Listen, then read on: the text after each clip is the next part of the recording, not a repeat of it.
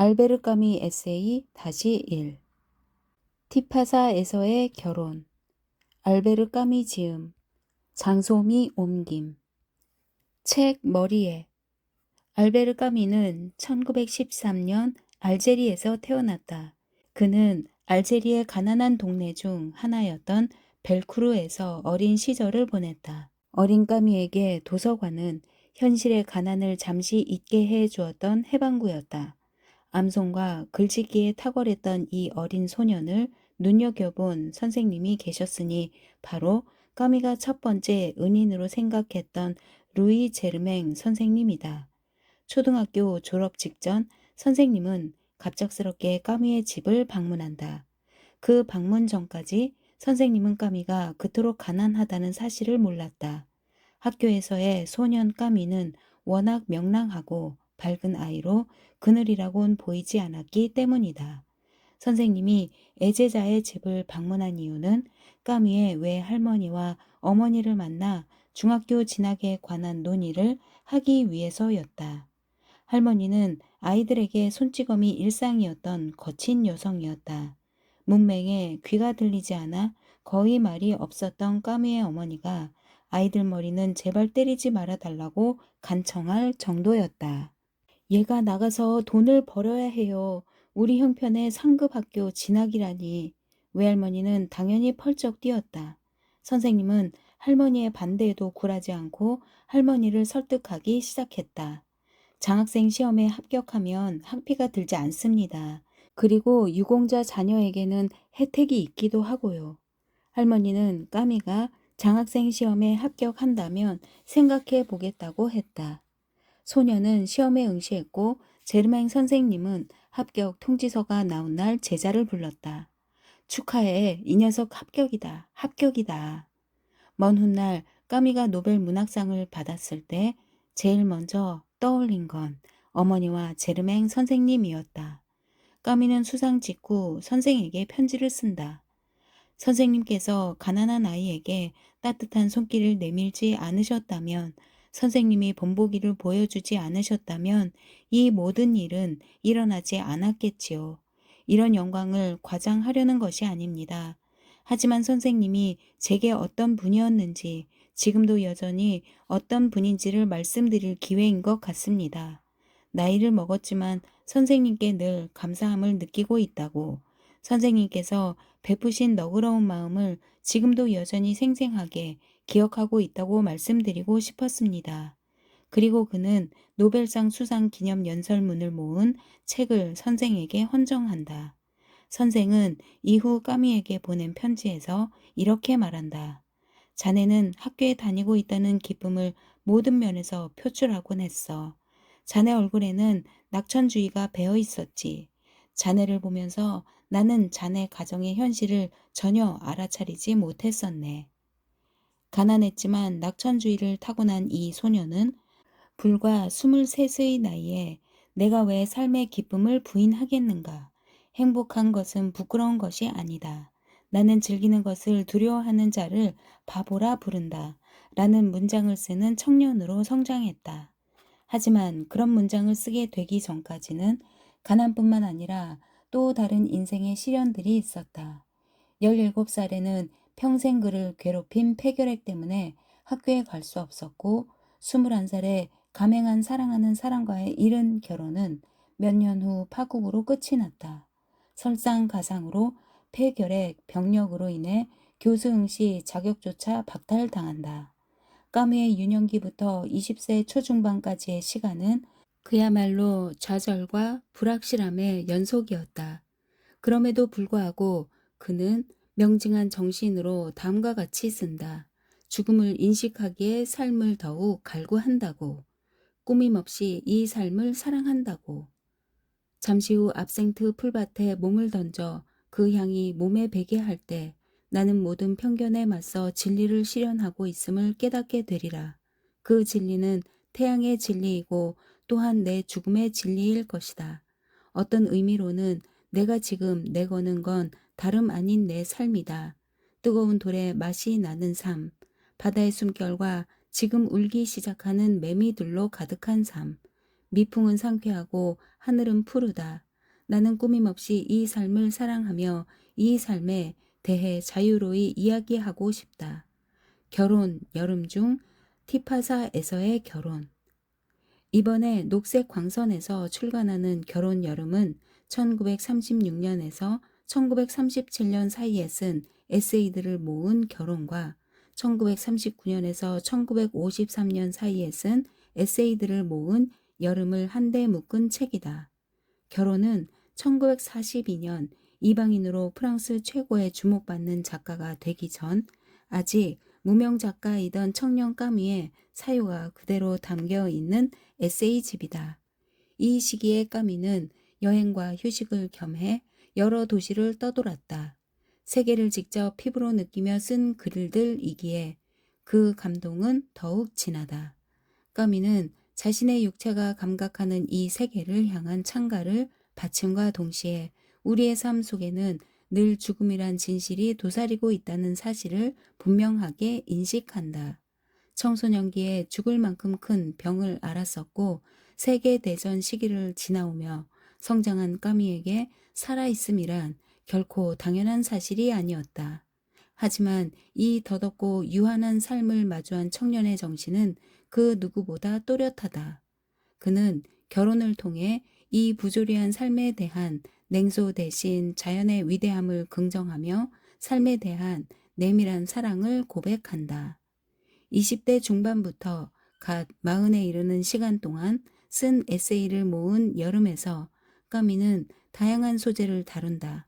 알제와 오랑과 티파사에 관한 신랄하고 아름답고 애정어린 글들, 역사와 예술과 인간 존재에 관한 사색들, 뉴욕과 남아메리카 여행을 하던 배 위에서의 몽환적인 묘사들, 결혼을 쓸 당시보다는 시간이 조금 흐르긴 했지만 여름에서 느껴지는 까미의 사유는 단단하고 견고하며 문체는 마치 흐르는 시처럼 아름답다.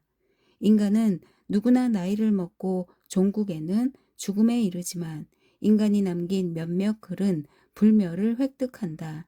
그리고 어떤 글은 시간이 흘러도 전혀 나이를 먹지 않는다. 까미의 이 에세이들은 영원한 젊음을 획득했다. 그는 불의의 사고로 세상을 떠났지만 결혼, 여름이 지닌 청춘의 생명력은 읽는 이로 하여금 젊음을 마주한 느낌, 다시 젊음을 되찾는 기분을 선사할 것이다. 삶은 언젠가 쓰러져 버릴 무엇이지만 그의 글은 이렇게나 삶의 본질을 보여주며 유한한 삶을 초월해 우리 앞에 있다. 독자 여러분들께서도 이 책을 읽고 나면 누군가와 함께 삶에 대한 사랑을 뜨겁게 이야기 나누고 싶어질 것이다. 결혼. 사형 집행인이 비단 밧줄로 카라파 추기경의 목을 조르는데 줄이 끊어졌다. 그 바람에 2차례 더 시도해야 했다. 추기경은 어떤 말도 보탤 필요를 느끼지 않은 채 사형 집행인을 바라보았다. 스탕달, 팔리아노 공작 부인. 티파사에서의 결혼. 봄의 티파사엔 신들이 머문다. 태양과 압생트 풀 향기 속에서 은빛 갑옷을 두른 바다 속에서 본연의 색으로 푸르른 하늘 속에서 꽃들로 빼곡한 폐허와 돌 무더기에 세차게 부서져 내리는 햇살 속에서 신들은 말을 건넨다. 어느 순간엔 들판이 태양빛으로 새카매진다.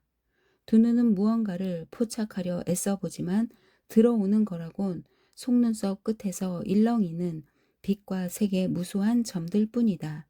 타는 듯한 열기 속에서 맹렬하게 끼쳐오는 식물들의 아로마 향에 기침이 나고 숨이 막힌다. 풍경 저 멀리 마을을 에워싼 언덕들 속에 뿌리 내린 시커멓고 거대한 슈누아 산에 그림자가 언뜻 보이는가 싶더니 이내 확고하고 둔중한 움직임으로 몸을 일으켜 바다로 가서 웅숭그린다. 우리는 바다의 면에 있는 마을에 도착한다. 알제리의 여름 대지가 아릿하고 향기로운 숨결로 우리를 맞이하는 노랗고 푸른 세계로 들어선다. 도처에서 분홍빛 부겐빌레아가 빌라들의 담 위로 솟아있다. 정원엔 아직 빛깔이 여리여리한 붉은 히비스커스가 우거졌고 꽃잎이 크림처럼 조밀한 홍차향 장미와 이파리 가장자리가 섬세한 기다랗고 푸른 아이리스도 넘쳐난다. 열기로 달아오른 곳곳의 돌들이 뜨겁다. 우리가 미나리아 제비꽃 색 버스에서 내리니 정육업자들이 빨간색 차로 마을을 돌며 나팔을 불어 아침 호객을 한다. 항구 왼쪽엔 바짝 마른 돌계단이 유향나무와 금작화들 사이에 폐허로 나아 있다. 길을 따라 작은 등대 앞을 지나면 이윽고 들판이 펼쳐진다. 이미 등대 밑에서부터 시작된 보라색과 노란색과 빨간색의 꽃들이 어우러진 키 크고 무성한 식물들이 바다가 요란한 입맞춤 소리를 핥고 가는 첫 바위들 쪽으로 뻗어 내려간다. 우리는 부드러운 바람에 몸을 내맡긴 채 한쪽 뺨만을 데우는 태양 아래 서서 하늘에서 쏟아져 내리는 빛과 한 겹의 주름도 없이 반짝이는 하얀 이를 드러내며 미소 짓는 바다를 바라본다. 폐허의 왕국에 입성하기 전 마지막으로 관객이 되어본다. 몇 걸음 나아가니 강렬한 압생트 풀 향에 숨이 막힌다. 폐허를 뒤덮은 압생트의 잿빛 솜털이 끝도 없이 펼쳐진다. 압생트의 진액이 열기 속에서 발효하고 하늘도 맥을 못 출 은은한 알코올이 땅에서 태양까지 온 천지로 피어오른다. 우리는 사랑과 욕망을 찾아 걸어 나간다. 교훈이라거나 이른바 위대함이 요구되는 쓰라린 철학을 구하고자 하는 것이 아니다. 태양, 입맞춤, 야생의 향, 이 이외의 모든 것들이 헛되게 여겨진다. 나는 이곳에서 굳이 혼자가 되려 하지 않는다. 나는 사랑하는 이들과 이곳을 곧잘 찾았고 그들의 얼굴에서 사랑의 표정인 환한 미소를 읽었다. 이곳에서 나는 질서나 규칙 따위는 다른 이들에게 양보한다. 나를 온통 사로잡는 건 자연과 바다에 거칠 것 없는 방종이다. 폐허와 봄의 혼례 속에서 폐허는 다시 돌이 되고 인간의 손길로 인한 반드러움을 버린 채 자연으로 되돌아간다. 이 해픈 자식들의 귀환을 위해 자연도 해프게 아낌없이 꽃을 피운다. 광장의 포석들 틈으로 헬리오트로프 꽃이 하얗고 동그란 머리를 삐쭉 내밀고 빨간색 제라늄들은 예전의 집이었고 사원이었고 광장이었던 곳들에 붉은 피를 흩뿌린다. 숱한 지식을 쌓은 끝에 결국 신에게로 되돌아간 사람들처럼 숱한 세월을 거친 폐허는 결국 그들의 어머니의 집으로 되돌아온다. 오늘 마침내 과거가 폐허를 떠났고 이제 폐허는 주어진 만물의 중심으로 자신을 이끄는 이 심원한 힘 외에 그 어떤 것에도 흔들리지 않는다. 압생트 풀들을 으스러뜨리며 폐허를 어루만지며 호흡을 세계의 요동치는 숨결에 맞추려 애쓰며 몇 시간을 걸었던가. 야생의 향기와 졸고 있는 벌레들의 합창 속에서 나는 열기로 숨 막힐 듯한 저 하늘에 참을 수 없는 장엄함에 두 눈과 가슴을 활짝 연다. 자기 자신이 되기, 자신의 진가를 되찾기란 쉬운 일이 아니다. 하지만 슈노아 산의 단단한 등 줄기를 바라보노라면 기이한 확신으로 마음이 차분해진다. 나는 호흡법을 익히고 정신을 집중하고 몸과 마음을 다졌다. 언덕들을 차례로 기어올랐고 그때마다 보상이 따랐다. 이를테면 햇살이 옮겨 다니는 기둥들로 태양의 운행이 가늠되는 저 사원. 그곳에선 마을 전체가 마을의 하얀색과 분홍색 벽들이며 초록색 베란다들이 조망된다. 또한 동쪽 언덕에 대성당도 있다. 거의 외벽만 남은 성당 주위로 발굴된 고대 석관들이 커다란 반지름을 그리며 줄지어 있는데 대부분은 여전히 땅속에 묻힌 채로 윗부분만 드러나 있을 뿐이다. 예전엔 시체들이 누워 있었지만 지금은 셀비어와 향 꽃무들이 자라났다. 생트 살자 대성당은 기독교 사원이지만 숭숭 뚫린 벽 틈으로 안을 들여다볼 때마다 우리에게 전해지는 건 세계의 멜로디뿐이다. 소나무며 실편백나무들이 서 있는 언덕 혹은 20m 남짓 거리에서 철썩거리는 날뛰는 흰 개들 같은 하얀 포말의 바다 말이다. 생트 살자 성당을 떠받치고 있는 언덕은 봉우리가 평평해서 성당의 주랑들 사이로 바람이 넉넉히 분다. 아침 햇살 아래 커다란 행복이 공간 속을 유영한다. 정작 딱한 이들은 신화를 필요로 하는 이들이다. 이곳에서 신들은 침대 역할을 하거나 하루의 흐름을 알리는 지표로 쓰일 뿐이다. 이건 빨갛고 저건 푸르고 또 저건 초록색이구나. 이건 바다, 산, 꽃들이구나. 나는 본대로 묘사하고 말한다. 내가 유향나무 열매를 코에 대고 터뜨리기를 좋아한다고 말하기 위해 굳이 디오니소스까지 동원할 필요가 있을까? 이 땅에 살아서 이 모든 것을 본 이들은 행복하여라. 나중에 내가 자유롭게 떠올릴 이 오래된 찬가 또한 데메테르에게 빚진 것일까? 본다는 것, 이 땅에서 본다는 것, 이 교훈을 어찌 있겠는가? 엘레우시스의 신비 의식에서도 그저 관찰하는 것으로 충분했다. 이곳에서조차 나는 절대로 세계에 충분히 다가가지 못하리라는 것을 안다. 그러니 벌거벗고 바다에 뛰어들어야 한다. 아직 내 몸에 흠씬 배어있는 대지의 진액 향을 바닷물에 씻어 땅과 바다가 그토록 오랫동안 입술과 입술을 맞대고 열망해 온 포옹을 내 살갗에서 이루어야 한다. 물속에 들어가면 우선 오싹한 향기와 함께 밑에서 솟구치며 온몸에 들러붙는 차갑고 먹먹한 기운에 사로잡힌다. 이어서 자맥질, 귀가 윙윙거리고 콧물이 흐르고 입이 쓰고 수영, 물에 젖어 번들거리는 두 팔, 바닷물 밖으로 나와 태양에 그을리는가 하면 전신 근육의 뒤틀림 속에서 접히고 펼쳐지는 두 팔, 몸을 타고 미끄러져 내리는 물, 두 다리를 와락 점령하는 물결, 눈앞이 아득해 온다. 해안에 이르면 모래 위로 불썩 무너져 내린다.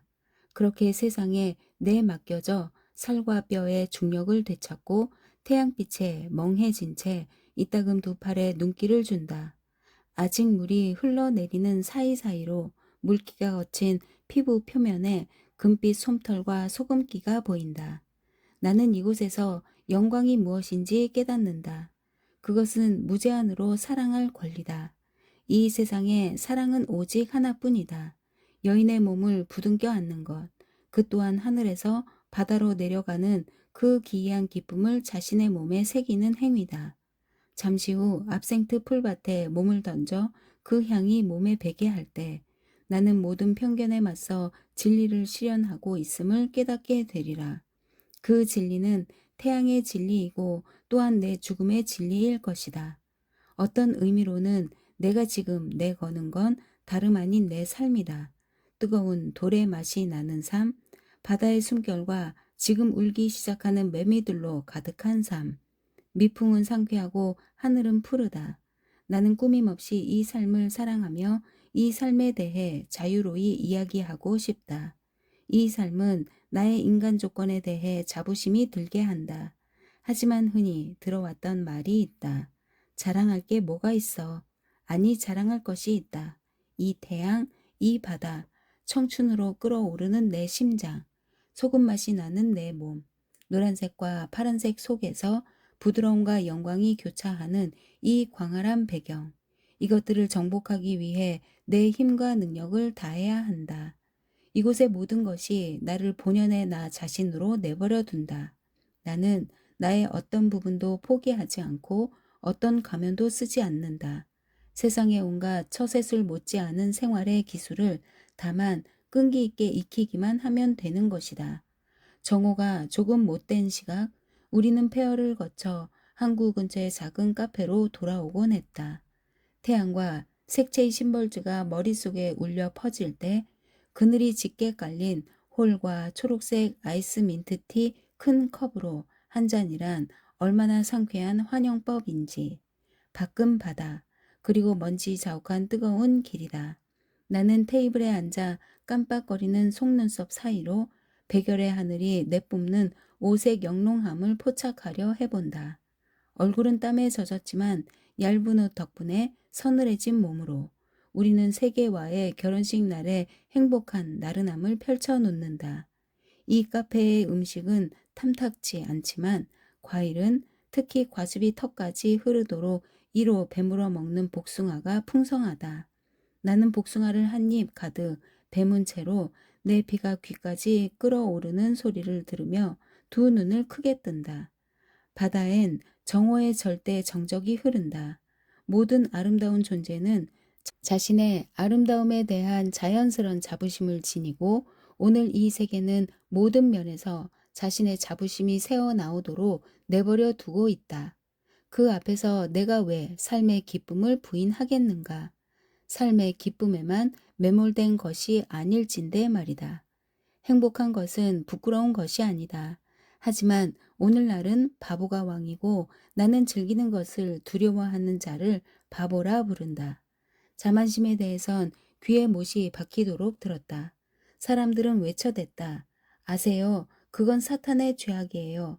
조심하세요. 방황하고 활력을 잃게 될 테니까. 이후로 과연 나는 배웠다. 어떤 종류의 자만은 하지만 한편으로는 온 세상이 합심하여 내게 제공하려는 삶의 자부심을 요구하지 않을 도리가 없다. 티파사에서 나는 본다는 나는 믿는다와 동격이다. 나는 내 손이 만지는 것과 내 입술이 쓰다듬는 것을 굳이 부인하지 않는다. 그것으로 예술 작품을 만들 필요를 느끼지 않는다. 다만 무엇이 다른지 이야기해보고 싶을 뿐이다. 내게 티파사는 어떤 세계관을 간접적으로 암시하고자 할 때 창조하는 작중 인물들처럼 보인다. 티파사도 그 인물들처럼 증언한다. 그것도 과감하게. 티파사는 오늘 나의 인물이다. 이 인물을 어루만지고 묘사하노라면 나의 도취감은 끝도 없을 듯하다. 살아가는 시간과 살아가는 것을 증언하는 시간이 있다.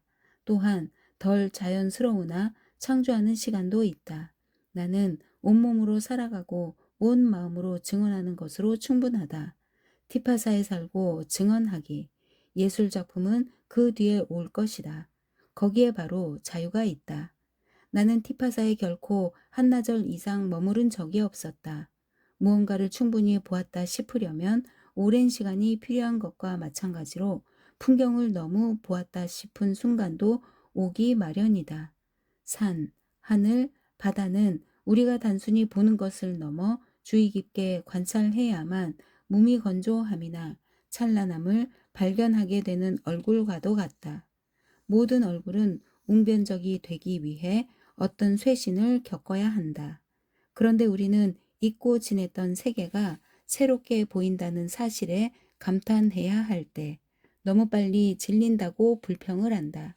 저녁 무렵 나는 국도 근처에 위치한 보다 정돈되고 규모를 갖춘 공원 한 구석을 찾곤 했다. 각종 향기와 태양의 소용돌이에서 빠져나와 이제는 신선해진 저녁 공기 속에서 정신은 차분해졌고 이완된 몸은 충족된 사랑에서 비롯된 내면의 침묵을 음미하고 있었다. 나는 벤치에 앉았고 저물어가는 해와 함께 둥글게 사그라드는 들판을 바라보았다. 나는 충족되었다. 머리 위로 석류나무 한 그루가 모든 봄의 희망을 움켜쥔 작은 주먹처럼 꼭 닫힌 줄무늬 꽃봉오리들을 늘어뜨리고 있었다. 뒤로는 로즈마리가 피어 있는 듯 했는데 나는 그것들의 알코올 향만을 느낄 뿐이었다. 나무들이 언덕들을 액자처럼 에워싸며 테두리를 쳤고 더 멀리 바다끝 지평선 위의 하늘은 고장난 돛담배처럼 더없이 부드럽게 휴식하고 있었다. 가슴에 기이한 기쁨이 밀려들었다. 고요한 정신에서 비롯되는 바로 그 기쁨이 배우들이 배역을 훌륭히 완수했을 때 느끼는 감정이 있다. 더 정확히는 그들의 몸짓과 그들이 그려내는 이상적인 인물의 몸짓을 일치시켰을 때 어떤 의미로는 사전에 계획된 그림 속으로 들어가 그 즉시 인물의 생명을 불어넣고 살아 숨쉬게 했을 때 느끼는 감정 말이다. 정확히 내가 느꼈던 감정이었다. 나는 내 배역을 훌륭히 수행했다. 인간이라는 내 직업을 완수했다. 내게는 하루 온종일 기쁨을 누린 것이 특별한 성취라기보다는 어떤 경우엔 행복해야 할 의무가 부과된 우리 인간 조건의 감동적인 완수로 여겨졌다. 이후엔 고독이 찾아 들었으나 이번엔 만족감 속의 고독이었다. 이제 나무들은 새들로 가득했다. 대지는 어둠에 빠져들기 전에 천천히 숨을 내쉬었다. 잠시 후 첫 별과 함께 세상의 무대 위로 밤이 등장할 것이다. 반짝거리던 한낮의 신들은 일상적인 죽음으로 되돌아가리라. 하지만 또 다른 신들이 찾아올 것이다. 더 짙은 어둠을 위하여. 하지만 그들의 황폐한 얼굴도 대지의 심장에서 탄생하리라.